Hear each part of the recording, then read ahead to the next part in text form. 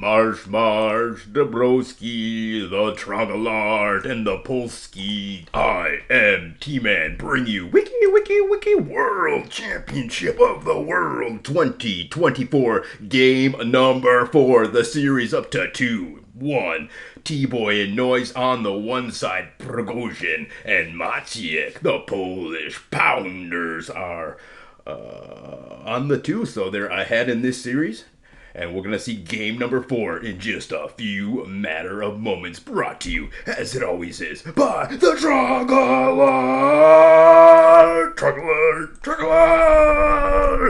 So here we are, already game started, and it looks like there's only one hop for these two players. They're down one in this series. Noise actually going to be the player to take it. Our hero Teaboy Gemini, world champion of the world in the chop. He's already got his rings adorning thy fingers, the world championship, and he starts off chopping the middle. We've seen him do this the last time, and he'll do this time as well. Going to give Noise the chance to be on even terms. Audios of this. We see a little bit of Polski right there. And who will win? They need to put on allied chat because T-Boy understands Polski Gemini allying Noise in this Wiki Warcraft 2 World Championships. $1,000 on the line put up by Tora. Tora is real generous with his big cash prizes he puts on the line every time there's a Wiki World Championship of the world. This is the final, so can't wait. Noise and T-Boy down by 1 in this series and having a very terrible starting spots, being smashed between their Polish opponents who can easily spread out with a hop each. Noise is going to have a hop, and looks like he's going to utilize that to get 3 block buildings here. Once again, this is the Wiki Warcraft 2 2024 World Championships of the World. $1,000 on the line here, put up by Tora. So 2024 2v2 Chop Championships of the World. 2-1. Here comes the blacksmith. Gonna repair that blacksmith. He wants to get himself some ballista as soon as possible, and he'll be able to upgrade those ballista. And maybe go for tier number 3. Here comes the lumber mill. And leaves him 3 block spots in order to build himself yet another stables. Alright, stables coming in that exact spot that we had done predicted here. Ballista being upgraded at the blacksmith. Has he started producing ballista? Probably it's been a lightning fast his clickety-clap 8 p.m. He didn't cancel that. He canceled his... canceling it and opting to instead repair the barracks. Now last time he was not able to save his barracks because of the stables that were in the way. So this time he might have made just a better decision, because he is definitely going to need to have his catapults or ballista in defense. And even though his opponent does have more ballista more quickly due to that extra hop that they were able to do, doesn't mean that he should just quit and accept the defeat of that barracks as he did do last game. Tier number 3, here it comes. He does have a ballista in here to start. But look at the level upgraded ballistas of his opponent are just going to tear up his castle. So he's quickly going to opt to start for the mages. Getting himself 2 mage tower. And then starting now to use his ballista in defense here, but we can see already goblin sappers from his opponent. His opponent is no noob at Warcraft 2, or nor is he a noob at Chop, Prigozhin, or not Maciek. Most probably Maciek. And here comes the assault with the catapults. And we can see that the upgraded there 2 ballista going to actually be able to deal some significant damage. But already the ogres and ground units are going to be coming in here. He does have Blizzard being upgraded. It takes longer than the mage, so he started that before the mage. The mage are going to be spawning here, and will have Blizzard almost immediately. He does now, indeed, so he's able to defend off the catapults for the moment, and able to take a deep breath, a sigh of relief, even getting himself a knight and going on the offense. This is why this guy already has 1 world championship ring, and he's going to do a blizz right on the dwarf, and he's going to get himself some towers, anticipating the dwarven explosion. The knight pops out just at the perfect moment, able to disrupt that goblin sapper and prevent it. Here's the multicast as he now destroys his opponent's attack and getting some guard towers still. That knight's going to pop off on the inside, not a good thing for him. So he's going to quickly blizzard these two ogres, which will allow the knight to come in, but two goblin sappers, and that's going to be the GG. We have a multicast, or no, they're going to all target fire down each individual ogre, but too many ogres just going to kill this entire, his defense is not quite ready, and this might just be GG for these two players. Hopefully for them, it's not a best of 5, and it's a best of 7, but if it is indeed a best of 5, we have ourselves new world championships of the world, Prigozhin and Maciek. We can already see that purple has been pouring in. I do believe teaboy realizes that he's been defeated. He'll fight on, but Noise over there has been utterly crushed. And despite having the hop, perhaps it would have been better for teaboy to take the hop. But then Noise would have probably been defeated even more quickly. So very difficult decisions being made here, and that's the GG girls, a generation, a GG. Thank you guys all for tuning in. Thank my sponsors, the Trogler. That's right, here he is, Trogler!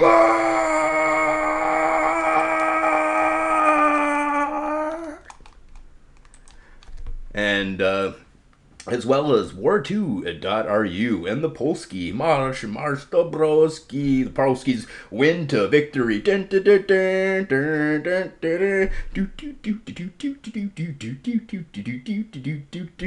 Who's gonna win?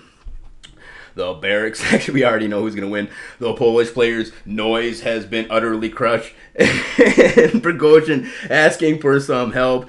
That is actually Maciek who was able to defeat Noise. But that is expected. And then Prigozhin still fighting. Actually, has Prigozhin been defeated? What? Prigozhin was defeated? He's out of the big bucks? Not able to produce any kind of mining. And there the mages continuously destroy. I can't believe it. How is this guy even still alive? He only has 7,000 gold, barely enough to begin production, and he's going to go ahead and use this stuff offensively. I think he actually canceled quite a few buildings or units there. And wow, Prigozhin gonna fall victim to Teaboy in this world championship. Not a whole lot of hope for Teaboy still to win this entire game, as Maciek over there. Prigozhin has been crushed. That is a GG. I want to thank you guys all for tuning in, or at least Prigozhin, but Maciek, and there an error has been created, and I wish I could play more, but we cannot, ladies and gentlemen, yep, that's too bad, too sad. Wiki. Actually, I can pause this and find it. All right, here we are. Yeah, that's right. About the same position. Here comes the catapults. And Noise is saying, watch out for that catapult, but there's the multicast, and actually, Teaboy is getting some money? Can Teaboy and Noise is getting some money? Is this gonna be the greatest comeback of all time times 10,000? How can these guys even be alive still? Over there, Maciek, one of the greats of the chop, and really, really a good Warcraft 2 player in the Garden of War scene as well, so I would not be surprised to see him just steamroll both of these these players. It's a long, hard road ahead for them if they want to come back and defeat Maciek. Maciek likely, all right, some dwarves are going to be the deciding. He wants to build himself some dwarves so he can maybe give them a little breathing room here. Or maybe even use the invisibility as we saw last time. That was just incredible. But I don't think he has any mage towers. Maybe not. Probably can't even upgrade. His name is Teaboy. He must have some kind of hacks, because he just got a bunch of mages and no mage tower. And even tier number 2 only.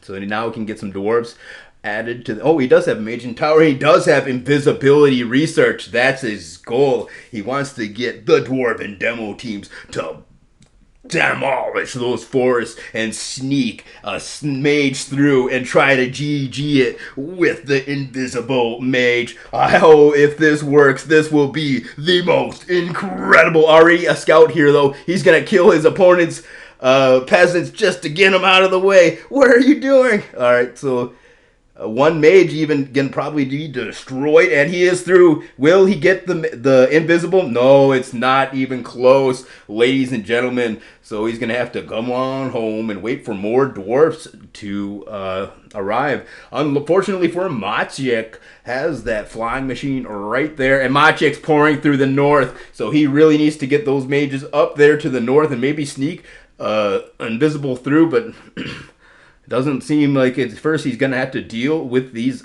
ground units. Now, no death and decay for maciek as of yet. I wonder how that could possibly be. All right, will he get the invisible mage? No, so many forces for maciek. And the multicast likely not going to give him a whole lot of mage power to open it up. So he wants to get the invisible. Does he have the resources? I don't think so. He's doing multicast here. Defights the mages come barreling in. He doesn't even need invisibility. No, he's just he really needs to get invisibility here and sneak a guy through. But he's probably, and will it be? No, it's just mages. I think he's going to give up here, ladies and gentlemen. Maciek just has such a much larger force than him. And he's going to wall it off and then try to put it in. Noise says you're gold, but kind of a cramped area back there.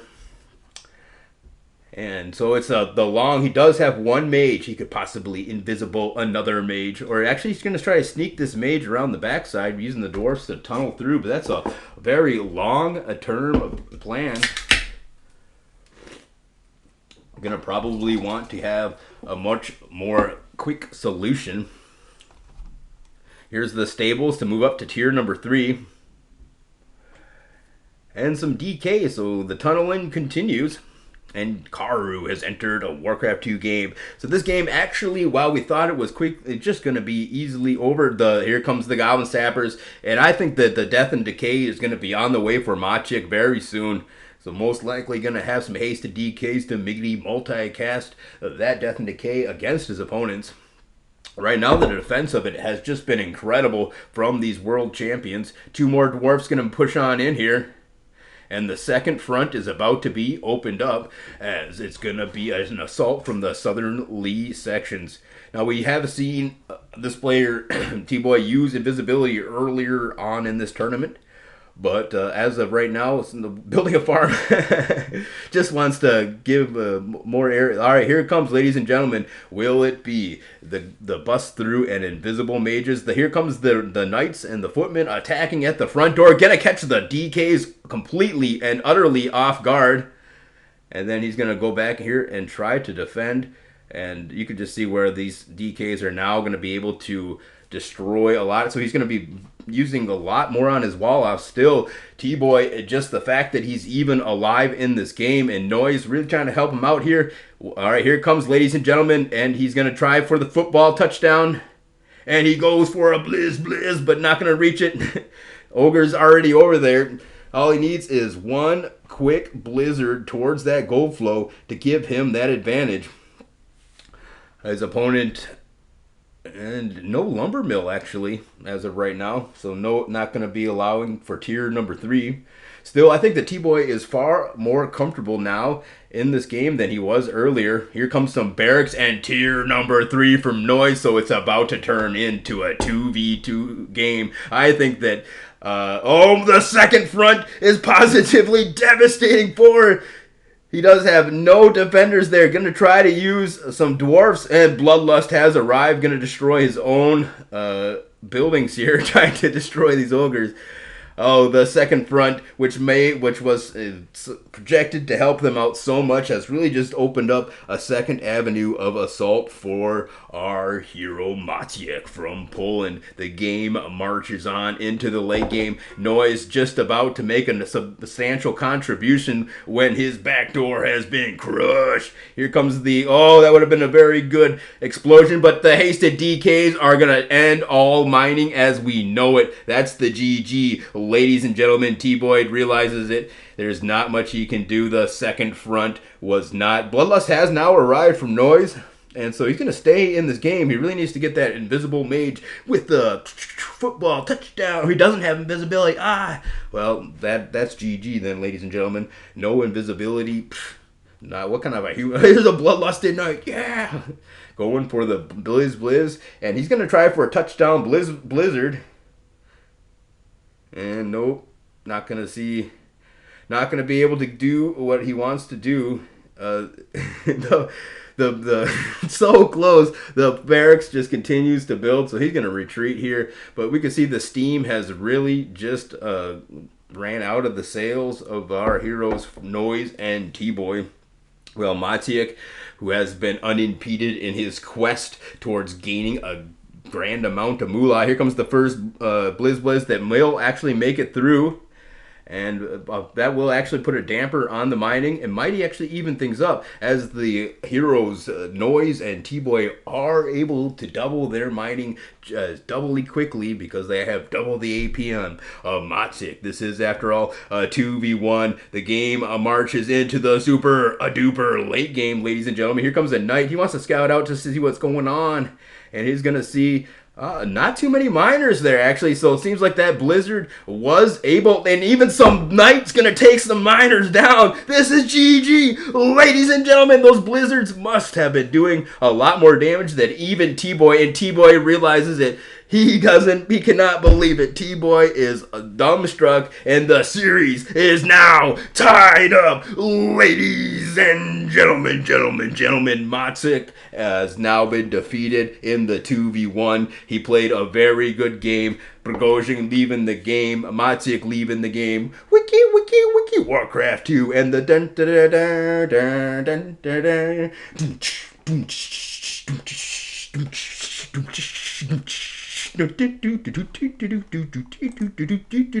Chocolate!